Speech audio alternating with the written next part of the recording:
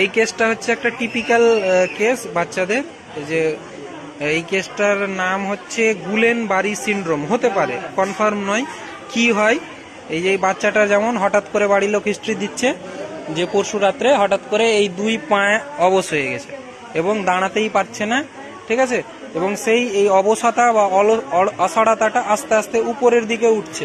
তো এই অসুখের এটাই একটা মূল লক্ষণ, যে হঠাৎ করে শুরু হয়, 2 পা থেকে শুরু হয়, ওপরের দিকে ওঠে এবং তার সাথে সাথে হাতের ইনভলভমেন্ট হয়, লাংসের ইনভলভমেন্ট হয়। এই বাচ্চাগুলো কিংবা বড় মানুষ যাদেরই হোক না কেন, এদের ক্ষেত্রে সবচেয়ে রিস্কি বিষয় হচ্ছে শ্বাসের ইনভলভমেন্ট। যদি শ্বাসকষ্ট শুরু হয় তাহলে কিন্তু বাচ্চাকে কিংবা বড় মানুষ যারই হবে তাদের ক্ষেত্রে কিন্তু বাঁচা মরার একটা সম্ভাবনা চলে আসে।